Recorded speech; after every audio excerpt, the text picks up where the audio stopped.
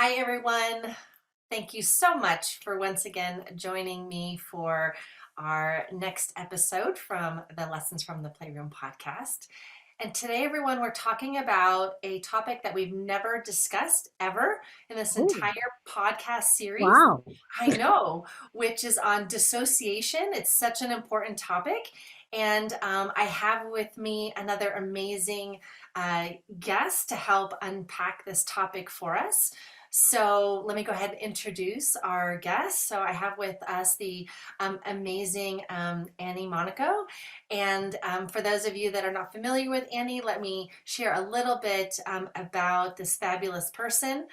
She is a licensed clinical social worker. She's a registered play therapist. She's a faculty member of the Child Trauma Institute. Truly a global trainer. You have been a Wow. global trainer for many years. You have a specialty in EMDR with children. Although, listeners, if you're not EMDR trained, this podcast is still going to be completely relevant for you. Your advanced trainings include how to work effectively with attachment and dissociation in children, especially with aggressive and hostile parts. So, you are the Yes, person that I I'm going to be am. having this conversation with because it's a topic that we don't talk about, I think, enough in our work with children. Your Yeah. private practice, you've been at this for a really long time, and 30, almost 30 years. For those that can see me, I know I don't look that young. Thank you. So, but really I've built up to this place and my whole, what I really want to do for the rest of my career, forever long that is just help therapists not be afraid of dissociation, that oh, you actually welcome it. You go, oh okay, my gosh, dissociation's in my playroom. This is great yeah, because dissociation really gives us a lot to work with. mm. It's really a child giving you their inside personal struggles and they're sharing it with you. Well, you But it just is set the stage for this conversation in such a I did. beautiful way. Yeah. I'm so excited. Listeners, I hope you're excited too, just hearing Yeah. Annie just. Okay, so first of all, I can just say that the passion for this topic just oozed right out of you. Yeah. It does. It does. It does. Yeah, absolutely. Well, I just want to continue with Sure. where you were headed. Let's assume that no one's ever heard this word before. Yeah. Let's Yeah. just start there. So, like, what Yeah. is dissociation? How would you even describe it or Yeah, define it? so I talk about it in a very interesting way, and I talk about it in a way that it's how the therapist feels when they're with a child who's dissociative. So it's really how I started to teach therapists because I could give you all the symptoms and all that, and it might connect with you, might not, but it's when I'm with a child or a teen in my office, and all of a sudden I start to feel different. And what that means is I start to look at this child and I go, wow, they're acting unusual. They're acting odd. I might even hear the word bizarre in my head, like that's a bizarre behavior, or wow, they look different. They're talking different. And so suddenly I'm feeling it all in my body. I'm saying something is off about this child. And it happens repeatedly. It's not just one moment, one session, but it's a repeated feeling inside of me that then I really start to say, I wonder what's going on with this kid. Now, me 20 something years ago would have went to a supervisor and said, this child, I think they have schizophrenia. I think they're bipolar. Think they're having a psychotic break, right? So now when I hear therapists say this to me, I say, well, I'm going to guess 99% of the time it's dissociation. Mhm. And so because we don't have, we're just really beginning as a field to welcome dissociation, accept it, and not be afraid of it. And, we don't often have psychiatrists who are on board with that theory. So psychiatrists are often naming dissociative symptoms with some other type of disorders, right? Mm. And that's another key piece to understanding symptoms is I just got a referral and the kid had 12 diagnoses, right? And I had already seen this kid 3 times. I go, oh, he's highly dissociative. He has 12 parts inside of him. He's 12 years old. He's shared it with me, right? But a doctor diagnoses so differently. Mm. So symptoms can be lots of things. It could be the glazed look. It could be a child is encopretic. The most famous words that caregivers will use is they switched. We were in the kitchen and we were eating dinner, and all of a sudden my kid switched into somebody I don't know. And that is typically a very significant sign that you're dealing with dissociation. So So define it. Like when someone is dissociative, and my understanding and my experience is that it's also on a continuum, and there's a whole continuum of it. But what is what does it mean? Like what's happening when there's a dissociative response? yeah, and so I won't do textbook. I will Mhm. say it how I think of it is that when like I'm working with a foster care girl right now and, recently removed within the last 6 months. And it's the little girl inside of her that went through things. And so, children and teens have little people inside of them. It's the best way I can say it. It's that these young parts got stuck at the time of the trauma. And for her, it was witnessing violence, and it was witnessing her sister being hurt. And so she has a little girl inside of her. So these young parts have witnessed a traumatic event. They didn't get healed, and they kind of stay inside the child, and they often really want to be healed. And dissociation comes about because of traumatic events. Mhm. So, therapists often say to me, well, how will I know? And I say, well, if you look at their trauma history and it's a significant trauma history, you're really looking at dissociation. It's when you can't handle the present moment anymore. Like let's say we've had horrific things happen in our world, like earthquakes and floods. If there's an earthquake, I'm just going to dissociate at some point during the earthquake. It's too much. It's too big. And I might forget parts of what happened during that horrific episode. Mhm. So it's kind of a stepping out of the present and just going someplace else in your mind because this is too overwhelming. You know, without being too graphic, I think about kids who are sleeping at night and a parent comes in to harm them, to perpetrate against them, and they don't remember it. It's like, they just go into a subconscious part of their brain and they really don't want to remember what happened because then they'd have to accept the fact what their parent did to them. What I'm hearing, which is lovely, because you use the word like invitation, right? And like this almost setting the stage of we don't need to be afraid of this Oh, process occurring. So what I'm hearing you say is we're working with a protective part, right? We're yeah. just working with the child's protective system. Is that Yeah. a way to Yeah, say that? so there's victim parts, which makes sense to everybody. The little kids inside of all of us, right, are victim parts. We went through things that were awful. And then there's protective parts. And then there's could be, or most likely is imitator parts. And the imitator parts are what scare most therapists. So the victim parts we can understand. A victim part says, yeah, I was a little girl, I went through this awful stuff, and a therapist feels okay to help that part.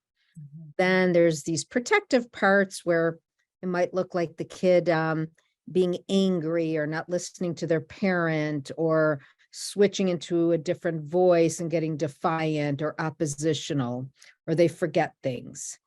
It's the imitator parts about why people feel so fearful about dissociation. Yeah. So the imitator parts are when a child imitates, they sexually abuse another child, Mhm. they harm another child. It's the imitator parts that very much scare us. So Mhm. it's usually grouped into those three: victim, protective, and imitator perpetrator parts. So let's keep fleshing this out. I know that I mentioned that there's a spectrum here. And will you give us different examples, like just a couple of different examples of what it can look like across the spectrum? Sure. So, a mild case, and this might sound dramatic, but it was a very securely attached child, had very good parents. And his dad unfortunately suddenly died, right? So even though that sounds so significant, which it was, but he had incredible extended family and he was securely attached. This child had dissociative moments of remembering, when he was told about his father had passed. So, he had some forgetfulness. Um, when I did some processing around the memory, he would glaze away, he would get stuck in his emotion, but he was able to process through it. He didn't really end up having a lot of behavioral problems. He didn't really have a lot of significant parts of self. He was just truly dissociative at the time of the event of remembering that. Moderate is what most of us have. That could be a child with one securely attached parent, and then they might maybe don't have another securely attached, parent. So I have a little girl that I work with. She was in today. She's, destined to be a social worker. She's already said it to me. I'm going to be a counselor. And, I actually was ready to terminate with her. And the week before, I brought up the divorce of her parents, which we have worked through numerous times, and she just shut down. So I know not everyone could see me, but she looked down, she looked away, and she walked away from me. And she's never done that. And I said, "What's wrong? What did I say?" And she wrote on my whiteboard behind me, she wrote, "I don't want to talk about this," which was great on her part. But she suddenly, I could tell, just became a little girl. She started sucking her thumb, which she's never done. In my office, she's never done. She started stomping her feet. So that's dissociation. Like, she just went into when she was a little girl and her parents had a pretty, you know, um, difficult divorce. And so she went right into this little girl mode, and I witnessed it. But she's not a child with parts of self. Mhm. Um, she's a little girl inside of her that's upset about that time, but it's one part, and she's not what we call fragmented. Before you go on to some other Yeah. examples, you just raised a really interesting question for me. So, would you say that when we are with our client and our client goes into, because what you just described was also regression, right? If a client goes into an embodied regression, are Mhm. you saying that there's a dissociative aspect with that because there's an embodied regression? Absolutely. That's a Absolutely. really interesting, I think, learning point that, Yeah. Yeah. yeah. Mhm, Yeah. So, I just, just to let folks know what I did, right? I just got very quiet and I said, "There's a little girl inside of you that remembers this and you don't want to talk about it, and that's okay." And we ended, and the mother told me today, she said she didn't talk for 3 hours. mhm, And so, you know, my guess is she regressed back to that time where she would probably hide in her room when her parents were fighting. And so then I brought mom in for this session, and we processed that time period while playing drums, while playing instruments. We went out in the parking lot, and in between the drumming and all that, we talked about some of those difficult, challenging memories, and she was able to stay engaged. Yeah. And mhm. so then your most severe DID children, which is really who I love to work with and who I want to work with, um, is these kids that really have many parts of self. And they're often foster care kids that are being adopted. They're out of country adoptions, severely neglected. But they have really distinct, different ways of acting. And I struggle to say personalities because that could take us down a road, but it's really like they're different kids. And so it's really just getting them to feel comfortable and safe with their parts of self, and getting parents to be comfortable with their child's parts of self. I have a story that I would love to share. Sure. So my mom was a therapist, Mm. and my mom's specialization was DID. Oh, And when I was in graduate school, we had all kinds of interesting conversations about what I was learning and whatnot. And she said, "I want to show you something." So she showed. this image to me of what looked like a genogram, right? Because I'm studying genograms. I'm like, oh, is that a genogram? And she said, no, It's that's some, those are this is these are yeah. all the parts, right? I mean, she referred to Oh, them as alters, right? But yeah. these are all the parts Yeah. within one client. And I Yeah. remember feeling so incredibly fascinated Yes. and in Yeah. awe of the mind Yes. and in awe of the brilliance of, Yeah. I mean, I didn't know who this individual was, right? And Yeah. what was Yeah. on there meant nothing to me, right? In terms of like identifying information and Yeah. whatnot. But Yeah. like just the recognition that there were all these parts of self Yeah. that were created Yeah. due to the trauma. I literally, it was one of those moments of profound gratitude for being able to be in this field Yeah. and to witness such brilliance, even though it wasn't even my client. Does that make Yeah. sense? Absolutely. Yeah. Absolutely. Mhm. Because it is, and I'll give a story. It's a boy that I work with, and he's 8. And so I'm trying to help the adoptive mom understand why he gets in trouble in school. He just, like many kids, everyone on this podcast will have that client where he just loses it in school and hits a kid and then gets in trouble. And I said to him in the playroom one day, I said, yeah, it's like there's two different, I'll call him John, two different Johns. I go, you come into my office, we do sand work, you love my dog, we have a good time, you're happy. I said, but then mom talks about that there's this other John in school, and that part, and that side of you, or that part of you, or that John hits kids. I said, yeah. I said, it's like two different parts of you. And he goes, yeah. And so here's a famous question I ask kids, and I go, how long has that John part of you been around? And Mm, this is what so many kids say. He goes, oh, since I've been 2. Now I know why he says 2. And I go, what happened at 2? He goes, oh, that's when the lady came in and the police came in and the police handcuffed my parents, made them get on their knees. And that lady took me away from my parents and I never saw them again. And he said, that's the day I said, no one will ever hurt me again. I said, oh, that's when this other John part of you got formed. And he goes, yeah. And I said, and he goes, well, he's bad though. I said, oh, I said, no, he was protecting you back then, right? He was protecting you. He took care of you. He wanted to make sure no one would ever hurt you like that again. I go, so we actually call this a protective part. And he's 8 or 9, so he got it. So mom comes in and I go, can you explain to mom? He goes, I have a bad John part, but it's protective. And I know he doesn't need to protect me that way anymore. But that's what's happening in school, right? But mom finally got it, right? Because then we explained the 2 years old and things like that. yeah.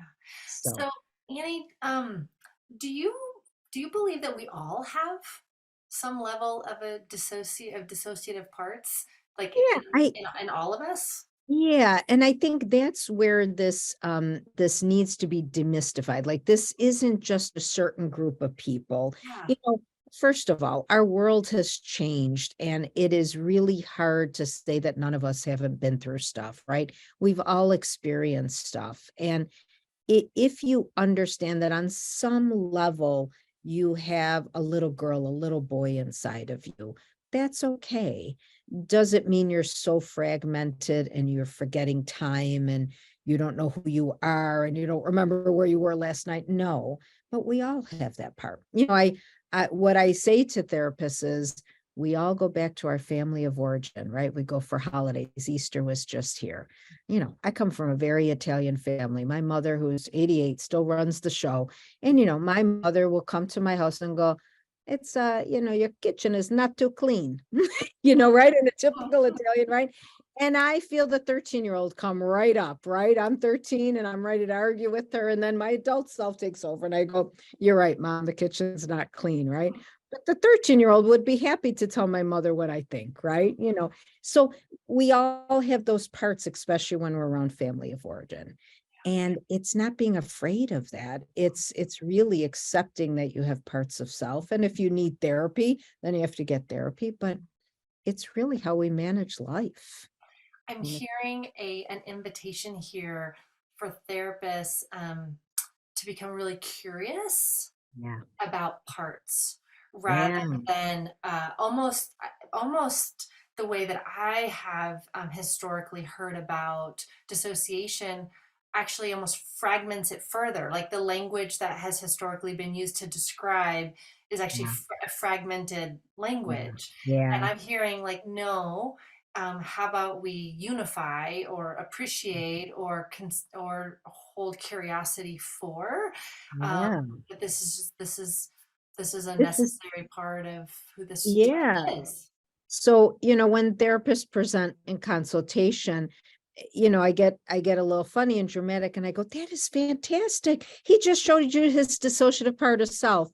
Because Lisa, it really is when a kid shows me their different parts, that means those parts think I'm okay to witness them. Yeah, exactly. And I just that's really great. That means I'm doing an okay job, Yeah. right? And, I'll often say to kids who have very deviant sides, I'll say, I have this boy who's from another country, and he had a part that would try to spill water on me. And, I was like, "Ah, what's going on? Like, what am I doing that I'm agitating that part?" And I did a lot of time. I did the next session. I just kept apologizing. I kept saying, I'm so sorry. I think I upset a part of you. I did something wrong. So sorry. I'm so sorry. And the next session after that, he walks in and I go, you know what? I'll call him John too. I go, you know what, John? All parts of you are welcome. And he's got language issues. And he goes, all parts of me? And I go, all parts of you. The ones that want to look at people's private parts, the ones that want to put water on me. I go, whatever, all these, the ones that take dad's credit cards, all those parts, they're welcome here. And Lisa, for 1 hour, he sat down and told me all about those parts. Yeah. And it was the game changer for him because I said, oh my gosh, oh, this part does, oh, curiosity. Oh, okay. Right. And I'm writing everything down because I have to talk to the parents about, some concerns. But and then his most mature part came forward and said, but we don't want to do this anymore. We don't want to look at people's private parts, right? So, but I'm curious. I'm just curious and neutral. Well, and it's so interesting that oftentimes the protective parts end up doing things that then they get shamed for in their attempt to protect, and then and then what a confusing internal experience because it's a Yeah. part that's trying to do its job because Yeah. it needed to at a Yeah. time, Yeah. and now it's getting shamed. And so what a beautiful thing to welcome the part is a different message to the part that you're worthy of love too. Yeah, and that's a great statement because some trainer said to me, these parts have no idea what it feels like to be loved, accepted, heard, witnessed, or wanted in a therapy office, right? These are the kind of kids we send to the hospital, right? And I'm just like, I welcome all parts of you. I've had kids threaten me. I have kids attempted to hurt me, right? And I just turn around and I go, yeah, and that part's really upset with me. I wonder why. And it diffuses the part, right? You know? So it is, and I teach parents this. It's very hard for a parent to go, honey, you brought some scissors on the bus today. I wonder why, but if I can get a parent to buy into it, wow, the kid's like, well, yeah, there's a part of me that felt like that boy was going to hurt me. Okay, and it's working through that. That's hard. It's hard working with parents, but I have a lot of success getting parents on board because I'm like, oh, this is great. Their dissociative parts came out at home, and an adoptive parent is like, what are you talking about, Annie? I'm like, this is great because now we can heal those young parts. Right. And so this is how I get parents to buy into it because I'm not scared of the dissociation. I say, let's welcome this. This gives us the opportunity for you to heal your child. Here's a practical question for you. Do Sure. you in your work with some of the children ever invite the child to name the part? Yes. Yeah. So and that little boy who had the part that was John, who was attacking other kids, I said, what do you call this part? I said, will you draw that part? I Mhm. actually have them draw it because for me, a visual is really good. So I remember the parts. And he drew a volcano and wrote volcano. And and he said, this is the part that blows up and gets in trouble. And I always reframe to say, oh, volcano's your protective part. Yeah. So I just have kids draw the parts so then we can go back and refer to them Mhm. in the drawings. What are some of your other, I'm hearing you saying, naming the part, right? Welcoming the part, Yeah. drawing the part, identifying the part. What are some other things that you could help play therapists kind of begin to get curious about? So what I did with that boy, and actually it was not the fighting part of him, but he had a part that didn't do schoolwork. And so I said, could you draw the part that doesn't do schoolwork? He drew the part and he wrote bored. Okay. I said, hey, is there a part of you who wants to pass school? And he says, yes. I said, well, you draw that part. And then he called that part no fail, meaning he didn't want to fail school. And so I said, could board tell no fail why they don't want to do schoolwork? So he said a few things.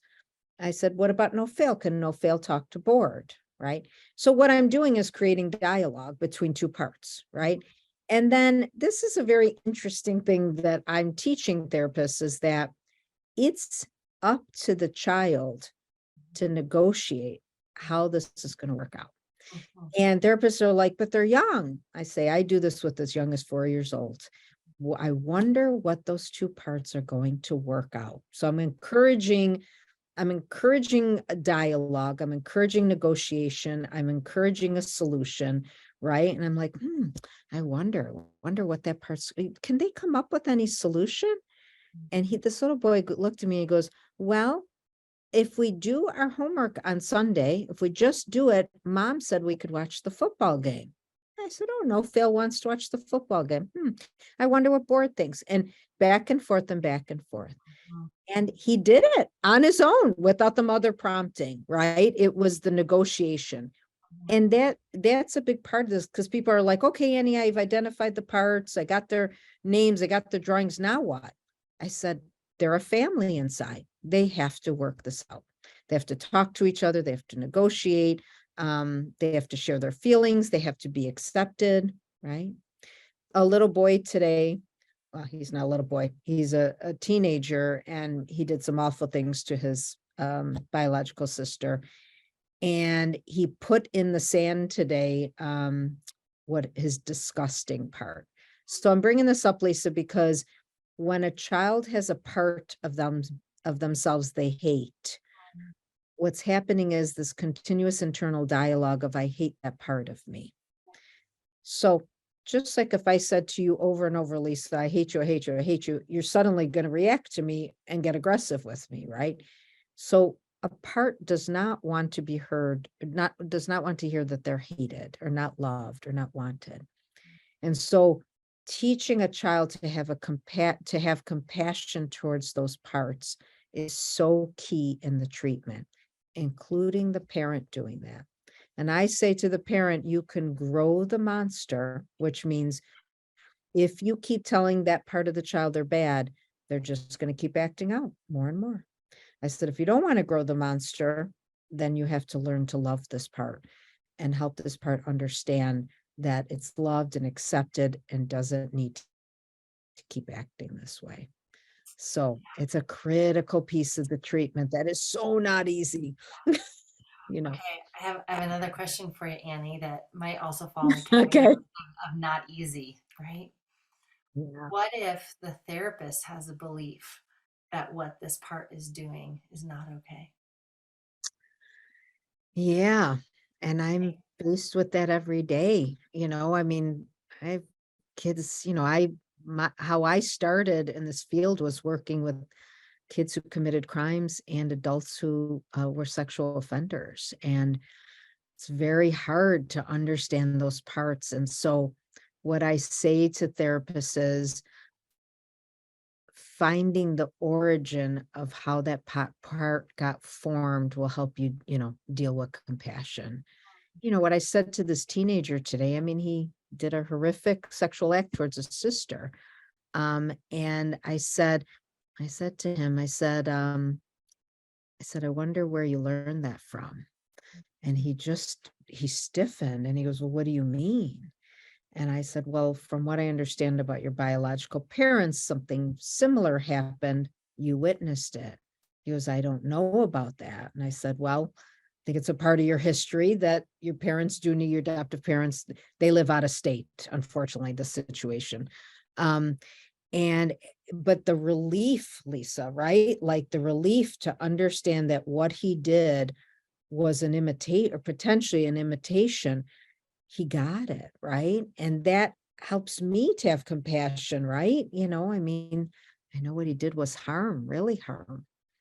And this is all our shooters too, our young people who shoot and are aggressive. It's really understanding where they've imitated, where they've learned that, who were the perpetrators in their life. It's not easy. Consultation is really the answer. One of the beliefs that Understand. I have held is that all behaviors make sense when you have enough data Yeah, points. yeah, And yeah. that if That's a good thing. I'm judging someone's behavior, it simply means I Yeah, don't have enough data points.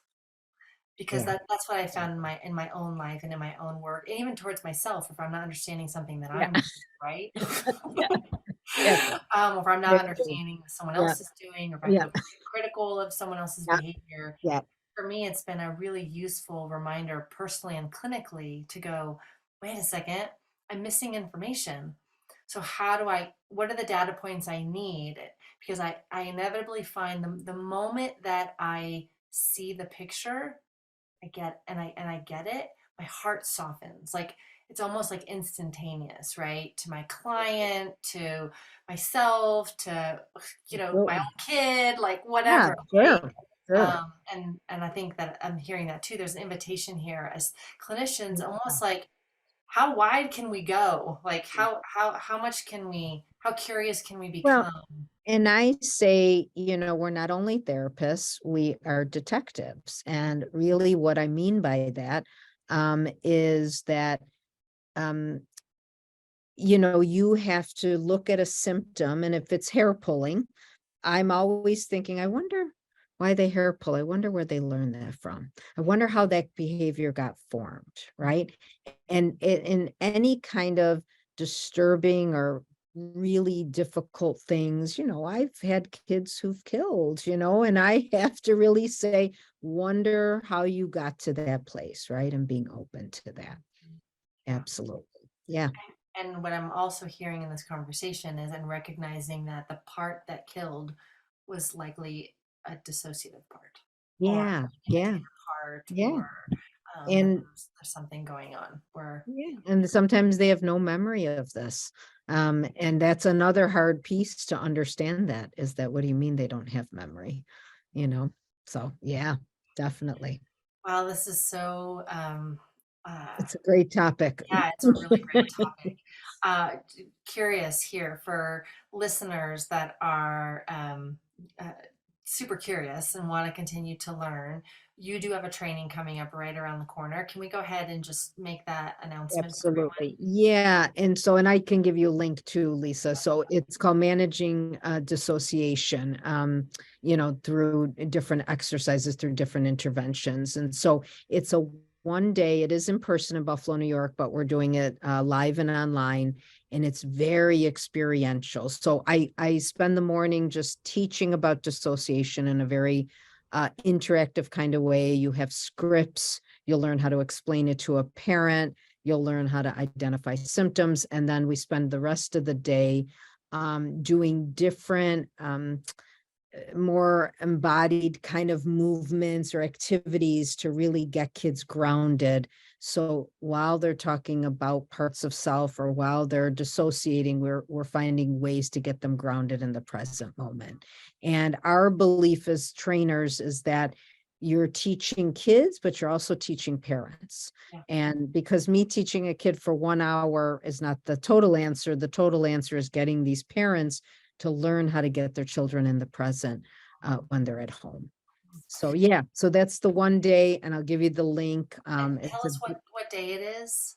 It's July 26th. Okay, July Yeah. 26th. There's an in-person but an online option Yeah, as yeah. And well. that's a great introduction into hearing me talk about this. And then obviously there's other further and more extensive trainings if you've never taken a training from me, Yeah. then you can go from there. So, Go ahead but and be give the prepared to website. move, be Yeah, prepared to move and do some fun stuff with us. great. Give the website, Annie. Well, they can look at my website, www.anniemonaco.com, ANNIEMONACO.com. So that one will be on my website. And then I do other trainings on the playfulemdr.com website. So, Beautiful. and then folks are absolutely more than welcome to email me, and you'll have links if I give them to you, Lisa. Yeah, they can email me and just ask me questions about what training and different things to take. Beautiful. Well, Yeah. but before we wrap up, because there's a final question I want to ask you, you also do have a book. So for those of our listeners that do want more information about EMDR and play therapy, I know we didn't talk specifically about EMDR today, but I You know, imagine EMDR is very helpful yeah, with you this know, population. that book has 19 authors, including Lisa Dion. And that book is obviously for EMDR, but the topics part of it is for every child therapist, right? So it's EMDR in the playroom. And again, we can give you the link to that, but anybody could really read that book to just understand attachment, dissociation. There's a whole host of topics that we do. And Beautiful. it's really great child therapists, and all of them are play therapists who use the EMDR component to reprocess memories. Beautiful. Yeah. And I do So EMDR trainings. Yeah. my final question for you, Annie, what do you want listeners to take away from this conversation? What do you want them to really Be know? excited about dissociation, even if you don't know what to do with it. If all you said to a kid is, wow, it seems like there's two different Johns. There's this John and there's this John. And I will tell you that 99% of kids will go, yeah, that's true. Right. And because they're waiting for us to ask. So if they walk away with just reflecting back the different sides of children, it opens the conversation. Yeah. Awesome. Awesome. Awesome. Yeah. Awesome. That's Amy, great. thank you for taking this topic and Yeah. just doing what you're doing with it for our field and for wrapping your arms around this. As you probably know, my mom passed away a couple of years ago, and I'm having a moment of, oh, I want to, I know. be like, Mom, I just had this amazing I conversation know. with I know. Annie. I had a moment that I was like, can I meet her? And then I was like, Yeah, oh, yeah. right. Yeah. And yes, we can with a deep breath. Yeah. Yeah. Yes. So thank you, right? Thank you for bringing me full circle to Yeah. conversations that I have had over the years with my own mom. Yeah. Listeners, thank you so much for tuning in. Thank you so much for continuing to be a part of this Lessons from the Playroom podcast series. Thank you for asking for what you want, for sending in your feedback. If you have topic ideas, please send them to me. I love reading about how these conversations are impacting you. And wherever you are in the world, take care of yourself. You are the most important toy in the playroom. Until next time, everyone. Great. Thank you, everybody. Bye-bye. Thanks, Annie.